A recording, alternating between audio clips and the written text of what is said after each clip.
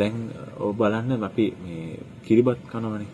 දැන් අපි ෆාස්ටිං ඉඳලානේ මේ කිරිබත් කන්නේ. දැන් කිරිබත් කියන ආහාරය අපි විද්‍යාත්මකව ගත්තොත් මට වඩා ආයුර්වේද වෛද්‍ය මේ විද්‍යාව පිළිබඳ අවබෝධයක් තියෙන මේක විස්තර කරන්න පුළුවන්.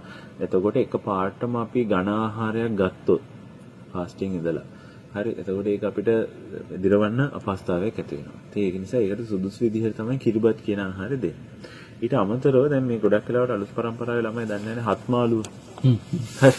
මේ ජනප්‍රිය කෑම හත්මාලු එක එක පරතරය. දැන් මේක මේ එක එක මතවාදයන් තියෙනවා. හැබැයි මෙහෙමයි. හත්මාලුවේ ගොඩක් වෙලාවට වෙන්නේ ශාකයක කොටස් 7ක් නියෝජනය වෙන විදිහට තමයි හදනවන්නේ. ඒක උදාහරණයකට කිව්වොත් එහෙම කොළ, ගෙඩි, අල, කරල්, මද, ඇට සහ දලු කියන ඒවා. දැන් අපි ගොඩක් වෙලාවට දලු නම් වට්ටක්කා දලු, ඇට කොස් ඇට, මේ මද කජු වගේ දේවල් පාවිච්චි කරන. කරල් නම් මෑ කරල්, අල කිරි අල නේද?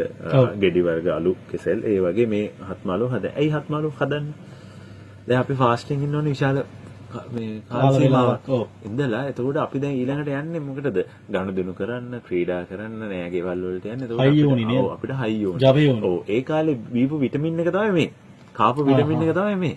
ඒකට කිරිබත් වලින් අපිට පෝෂණයක් එන්නේ නැහැ. කිරිබත් වලින් වෙන්නේ අපි බඩවැල මේ ලෑස්ති කරන ඊළඟට ආඹල දැන් තෙල් කනවා.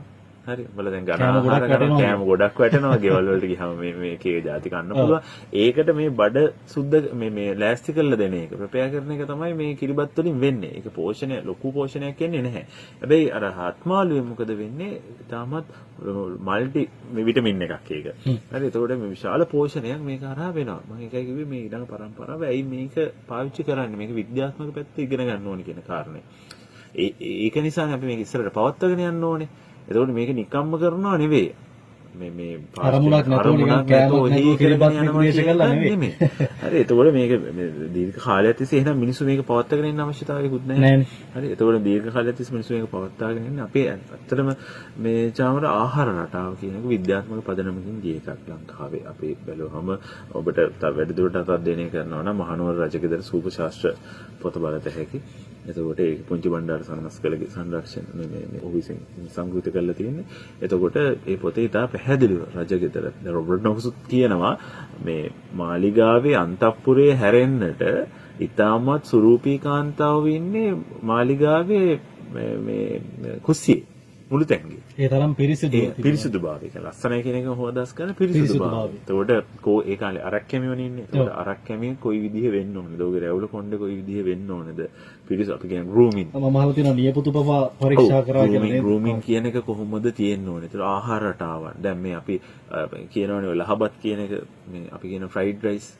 ඒතර ෆ්‍රයිඩ් රයිස් කියන එක ලංකාවේ තිබිලා තියෙනවා. ඒ කාලේ තිබිලා තියෙනවා. ඒක අපි ඒ කාලේ පාවිච්චි කරලා තියෙන්නේ ලහබත කියලා. ලහබත කියලා. සහ පැසිබත කියන එක. ඒ කියන්නේ දැන් වගේ මමුද්‍රව්‍යද එකතු කරලා තියෙනවා. ඒ වගේම ඒ කියන්නේ පැසි දැන් ඕක මේ ලහබත සහ පැසිබත කියන දැන් මේ පැසිබත කියන එකේ මේ චාමරේ ඉන්නේ පැසි කියන්නේ පැසි වර්ගනේ. එළවලු, මාළු ආදී පැසි ලූයෙන් පැසිබත නම් වන්නේය. තමයි තියෙන්නේ මේ. එතකොට පැසි මේ දානවා කියන්නේ දැන් අපි ෆ්‍රයිඩ් රයිස් එකෙත් කරන්නේ ඒකනේ. මික්ස් රයිස් කියනවා. ෆ්‍රයිඩ් රයිස් නේද? මික්ස් ෆ්‍රයිඩ් රයිස් කියනවා. චිකන් ෆ්‍රයිඩ් රයිස් කියනවා. ඒක පැසිනේ දාන්නේ. කැරට් වෙන්න පුළුවන්, ලීක්ස් වෙන්න පුළුවන්. එළවලු වර්ග වෙනවා, බිත්තර වෙන්න පුළුවන්. පැසි.